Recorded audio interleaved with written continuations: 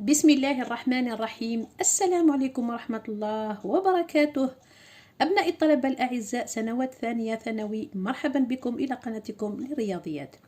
اليوم جبت لكم تمرين رائع لمراجعة الاختبار الثاني. إذا طلبتوا مني، جتني تعليقات على الزوايا الموجهة. قلتوا لي أنه راح يجي في الاختبار. أقول لكم جميعا مراجعة موفقة وعلامات جيدة بإذن الرحمن. إذا اخترت لكم هذا التمرين كمراجعة للزوايا الموجهة. يقول التمرين: أطلب منكم فقط أنكم تحاولوا فيه ثم تولوا للحل النموذجي. يقول التمرين ABCD مربع و CED مثلث قائم متساوي الساقين.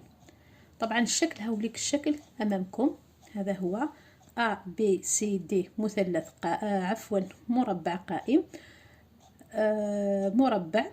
ثم بعد ذلك DCE مثلث قائم في الزاوية C ومتساوي الساقين، يعني CE يساوي CD. ثم بعد ذلك يقول التمرين: عين قيس كل زاوية من الزوايا التالية. الزاوية الأولى هي DCD، طبعا الزاوية الموجهة DCDE. الزاوية الثانية هي CECDA، ثم BCCA. ثم بعد ذلك السؤال الثاني: ألفا يساوي 2016 ب تقسيم 4 قيسا بالراديان لزاوية موجهة، يعني لزاوية موجهة ما. يقول سؤال: عين قيسها الرئيسي ثم عين القيمة المضبوطة لكل من كوسينوس ألفا، يعني كوسينوس الزاوية هذه، وسينوس ألفا. أخيرا نعتبر النقطة A إحداثيتها الديكارتية 0-4، عين إحداثيتها القطبية. طبعا ملاحظة فقط، سبقت ووضعت درس على الزوايا الموجهة، وضعت أيضا على قناتي ملخص شامل رائع على الزوايا الموجهة، وأيضا هناك درس على الإحداثيات القطبية. إلى قريتوا الإحداثيات القطبية ديروا هذا السؤال، إلى ما قريتوش الإحداثيات القطبية ديروا برك السؤال الأول والثاني. إذا نتابع مع بعض. طبعا هذه الدروس كلها راح تلقوها في قوائم التشغيل القناة، وضعتها في قوات جمعتها. إذا بالتوفيق للجميع. نبدأ على بركة الله في السؤال الأول. إذا السؤال الأول يقول ABCD مربع، CED مثلث قائم في C متساوي الساقين، احسب القيس، قيس كل زاوية. نبدأ بأول زاوية موجهة DCDE. راح نمد لكم كل الحيل، كل الطرق لتسهيل هذه الحسابات. كاين بزاف منكم اللي جاء هذا الدرس صعب. أقول لكم جميعا أن الدرس ليس بالصعب تماما، بل التركيز والمراجعة والمثابرة والإصرار على النجاح هو اللي يخليكم تنجحوا بإذن الرحمن. نبدأ على بركة الله. كمعلومة فقط، إذا كي تحبوا مثلا تقيسوا أي أو تحسبوا أي زاوية موجهة، الشرط الأول حاولوا أنكم هذا الشعاعين DC و DE يكونوا لهم نفس المبدأ باش تسهل لكم المهمة. إذا نلاحظ أن DC و DE تاعو عندهم نفس المبدأ وهو D. إذا نولي للشكل. أين هو الشعاع DC؟ طبعا هذا هو الشعاع DC، ثم DE. إذا الزاوية الموجهة، طبعا ما ننساوش أنني هنا درت سهم هكذا للتوجيه الموجب.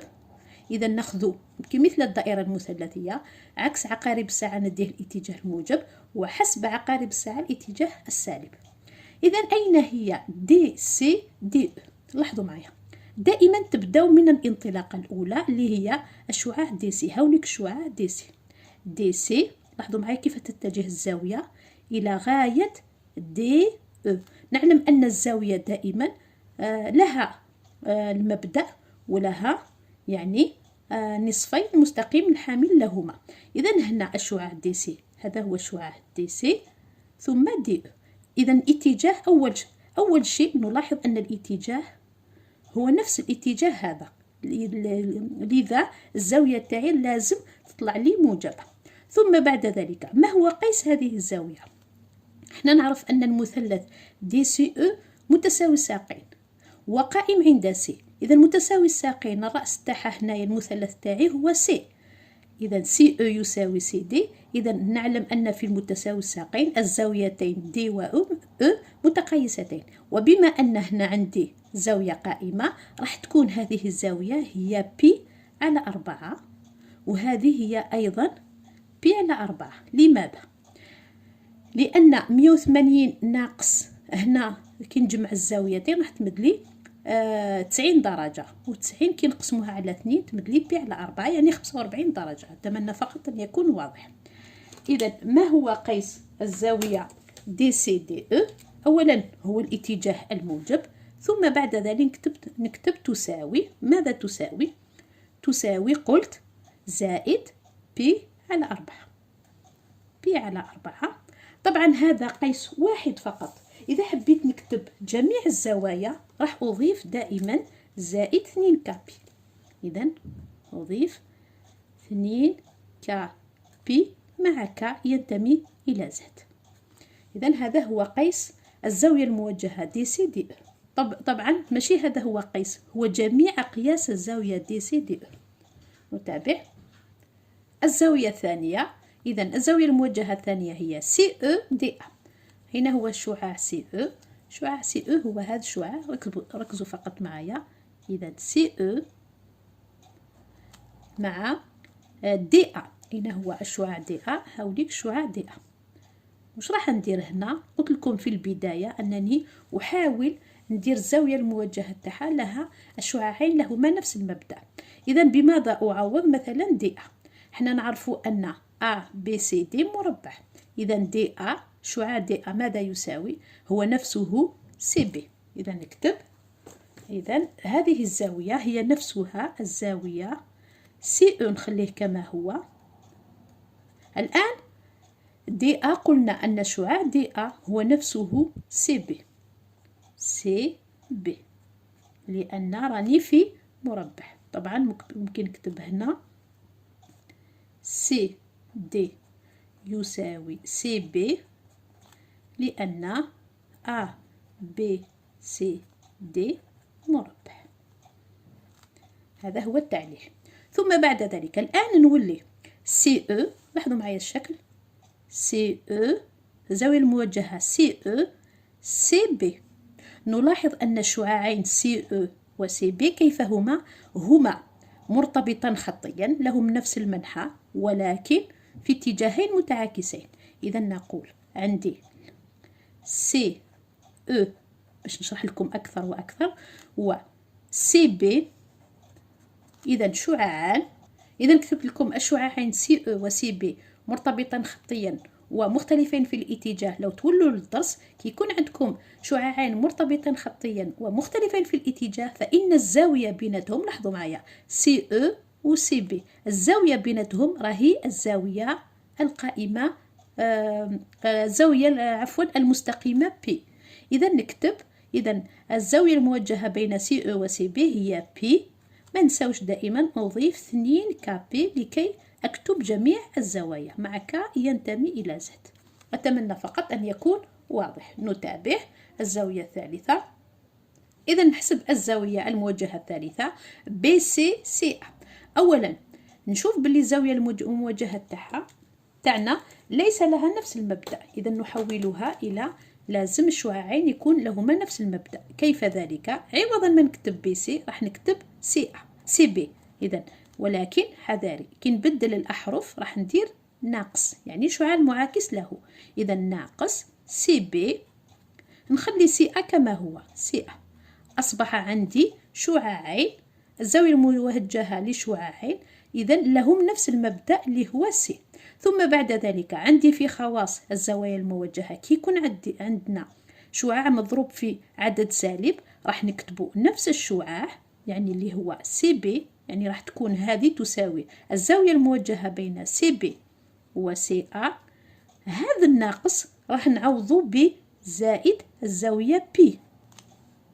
ثم نتابع. الآن نجي ماذا تساوي الزاوية الموجهة سي بي سي أ. لاحظوا معايا سي بي سي أ. لاحظوا معايا الاتجاه. أولا نشوفوا الاتجاه سي بي، هاوليك شعاع سي بي سي أ سي أ. اللي هو هذا.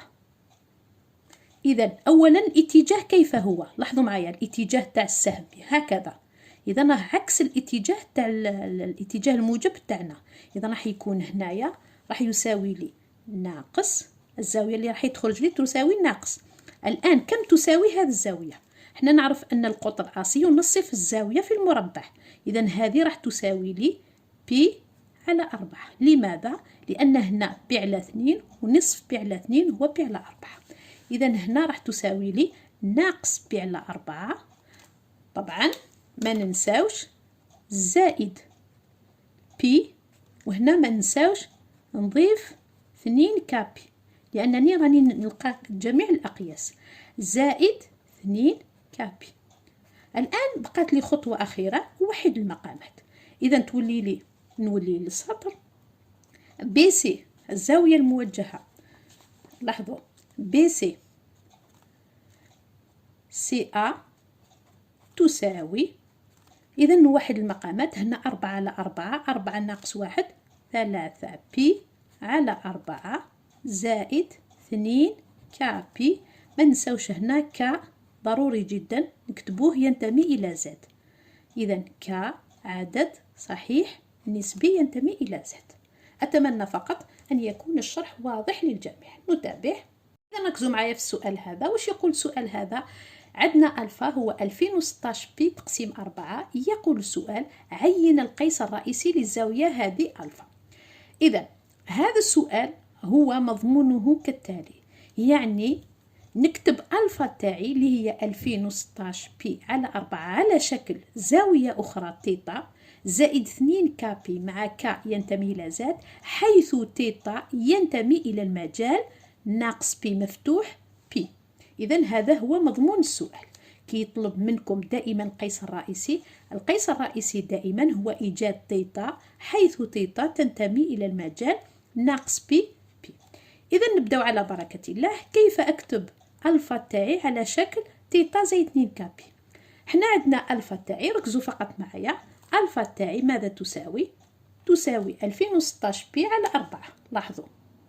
إذا واش راح ندير؟ راح نقسم 2016 على 4. إذا كي نقسم 2016 على 4 بالآلة الحاسبة ممكن استعمال، راح تخرج لكم 504 والباقي راح يخرج لكم 0. إذا راح نكتب ألفا تاعي على الشكل تاعي، نعوض 2016 تقسيم 4 بما يساويه، راح يساوي لي 504 في 4 زائد 0 ما نحسبوش. إذا راح يساوي لي 504 في 4. طبعا ما نساوش أنه مضروب في بي تقسيم 4.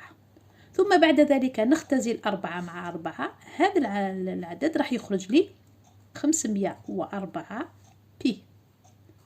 إذا خرجت ألفا تاعي على الشكل هنا. كون نقسم 504 على 2 راح يخرج لي العدد، طبعا ممكن استعمال الآلة الحاسبة. إذا خرج لي 252 في 2 بي. أين هو كا تاعي؟ الكا تاعي هنا هو 252. إذا أين هي الزاوية تيتا تاعي؟ الزاوية تيتا تاعي راهي 0 تساوي 0 لأن قلنا الباقي كاين 0. إذا هنا راح يكون القيس الرئيسي أولا 0 هل ينتمي إلى؟ طبعا 0 ينتمي إلى المجال ناقص بي بي. طبعا ما نساوش أن المجال ناقص بي بي. شوفوا معايا في الدائرة المثلثية، هاي لك دائرة مثلا هكذا، مثلا باليد فقط. هنا عندنا الاتجاه هكذا. إذا ناقص بي 0، إذا هنا ناقص بي. إذا ناقص بي 0 هنا 0. إذا ناقص بي 0 ناقص بي بي هو المجال ناقص بي 0 اتحاد 0 بي.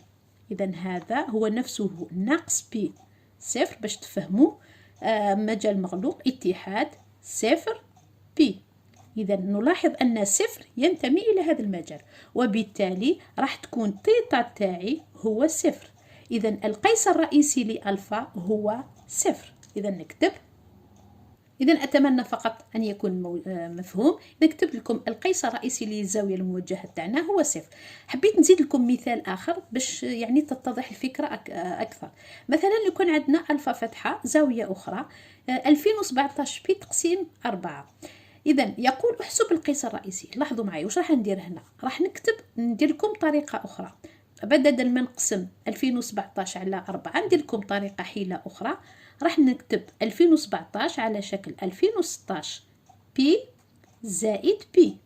إذا كي نجمع 2016 زائد بي راح تمد لي 2017، لم أغير شيء.